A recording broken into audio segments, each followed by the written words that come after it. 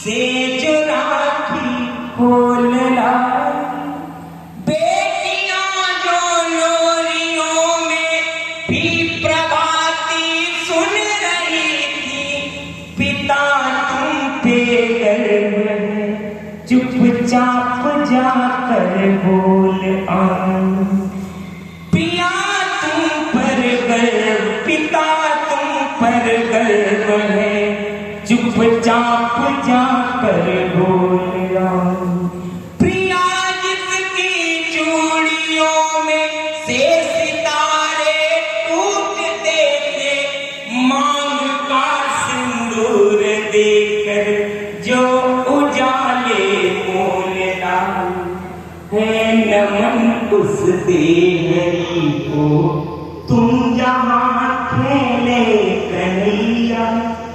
वास्तव में भारत ऐसा देश है जिसकी माता को, जो भी सैनिक शहीद होता है, आज तक टेलीविजन पर उसकी माता को किसी ने रोते हुए नहीं देखा होगा। वो साहस, वो वीरता, वो गंभीरता, वो धैर्य इस देश की मां के अंदर। एक पत्रकार ने एक मां से पूछ लिया, उसकी आंखों में अश्रुधारा बह रही, तो पत्रकार ने पूछा, मैंने सुना है कि इस देश की माता कभी अपने पुत्र की शहादत पर रोती नहीं है। तो उस मां ने अपने आंसू पोंछते हुए जवाब दिया कि मैं इसलिए नहीं रो रही हूं कि मेरा पुत्र शहीद हो गया, बल्कि मैं इसलिए रो रही हूं, अपने दुर्भाग्य पर रो रही हूं कि मुझे दूसरा बेटा महाभारती ने नहीं दिया जिसे मैं भारत की रक्षा के लिए दे सकता। ये भारत की माता की ताकत है जिस पर भारत जिंदा है। तब मैं पंक्ति पढ़ता हूं कि हमने लौटाए सिकंदर, सिर झुकाए मात खाए, हमसे मिलते हैं वो जिनका मन धरा से भर गया है। ये बात की परिभाषा है।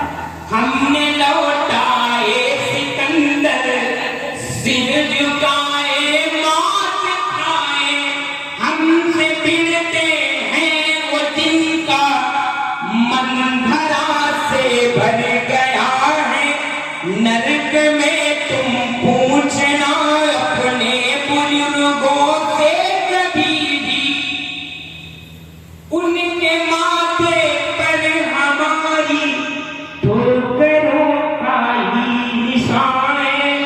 सिंह के दांतों से गिनती सीखने वालों के आगे, शीश देने की कला में क्या अजब है, क्या नया है।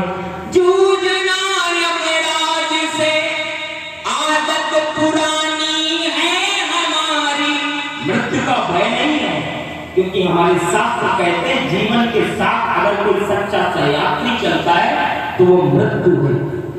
मृत्यु का भय भारत के किसी नौजवान को नहीं, सीमा पर खड़े किसी प्रहरी को किसी क्षण मृत्यु का भय नहीं रहता। क्यों? क्योंकि मृत्यु को अपने चरणों की दासी बनाकर रखता है। वो जब चाहता है तब उसका मृत्यु वरण करती है, अन्यथा उसके सामने खड़ी रहती है, उसको छोड़ने की हिम्मत नहीं पड़ती। ये भारत की शक्ति है। जूझना यमराज से आदत पुरानी है हमारी, उत्तरों की खोज में फिर एक नचिकेता गया। कठोपनिषद में यम और नचिकेता का संवाद है, पढ़ा होगा आप सबने। नचिकेता की उम्र बहुत कम है, लेकिन यमराज से संवाद करते हैं। ये तब का भारत है, और आज का भारत क्या है? उत्तरों की खोज में फिर एक अभिनंदन गया है, नमन उनको जिनकी अग्नि से हारा प्रभंजन है, नमन उनको जिनकी अग्नि से हारा दिवाकर। काल कौतुक जिनके आगे, काल कौतुक जिनके आगे पानी पानी हो गए। तुमको कि जिनके सामने बौना हिमालय।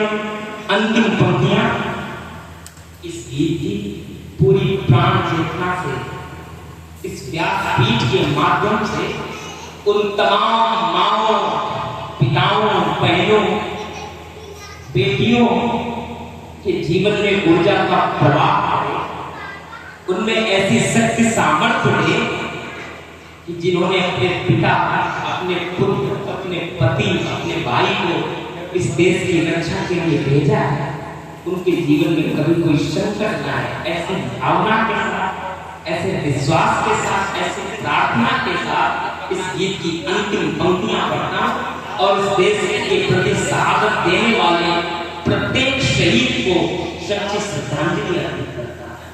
वास्तव में स्वतंत्रता दिवस इससे पूर्व मेरे जीवन में इतना सुंदर कभी नहीं हुआ। हाँ, पिछले वर्ष भी ऐसा संयोग बना कि स्वतंत्रता दिवस के अवसर पर ही श्री राम कथा अचलगंज में चल गई और वहां भी व्यासपीठ के माध्यम से शहीदों को श्रद्धांजलि देने का, उनकी शहादत पर कुछ कहने का सुअवसर मिला। देखिए, ये सुअवसर इसलिए है क्योंकि जो शहीद होते हैं वो सामान्य नहीं होते। मेरी दृष्टि में वो दिव्य चेतनाएं हैं जो भारत की रक्षा के लिए, भारत की अस्मिता के लिए अपने प्राणों को देती हैं। अन्यथा जो व्यक्ति ये जानता कि वहां जाने से मृत्यु हो जाएगी, लोग घर से नहीं निकलते हैं, वहां मृत्यु के सामने पहुंच जाएगा। ये दिव्य चेतनाएं ही हैं जो जाती हैं।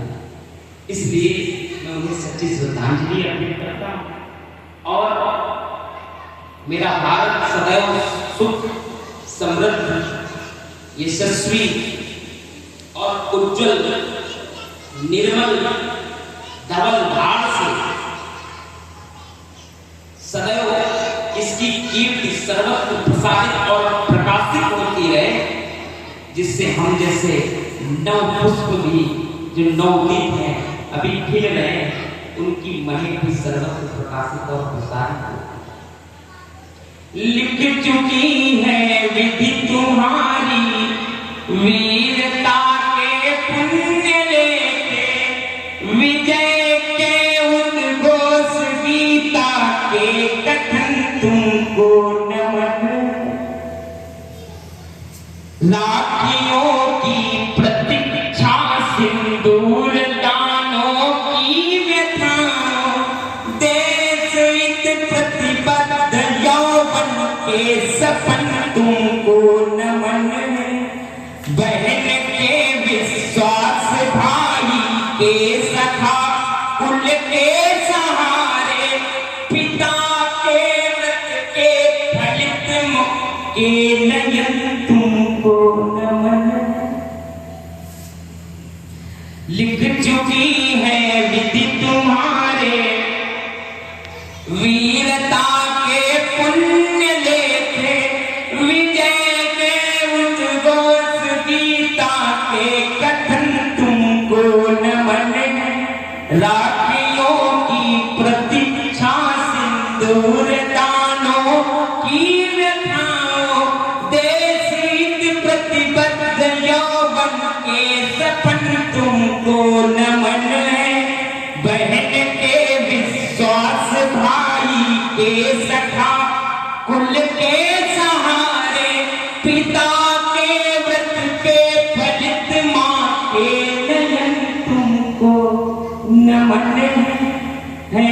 नमन तुमको कि जिनको काल पाकर हुआ काम। मृत्यु भी जिसका वर्ण करते समय स्वयं को धन्य समझते कि आज मुझे जो ईश्वर ने काम सौंपा है,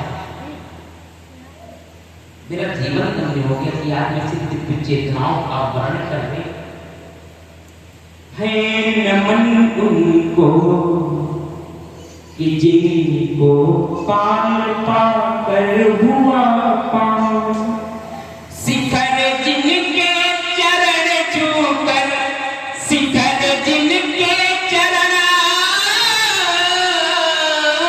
छूकर और मानी हो गए हैं,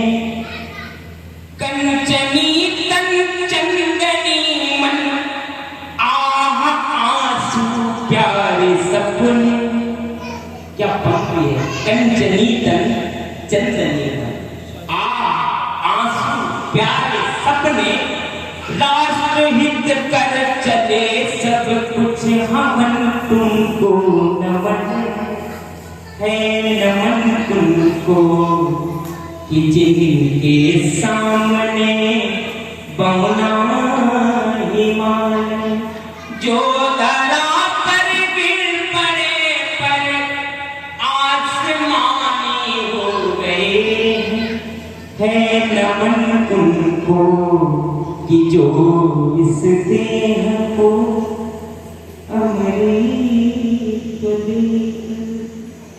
इस जगत में सौर की जीवित कहानी हो गए है, नमन उस देह को तुम जहाँ खेले कन्हैया है, नमन उस देह को तुम जहाँ खेले कन्हैया, शिखर जिनके चरण छूकर और मानी हो गए है, नमन उनको कि जिनके सामने बौना हिमालय, कि जिनके सामने बौना हिमालय, कि जिनके सामने बौना हिमालय।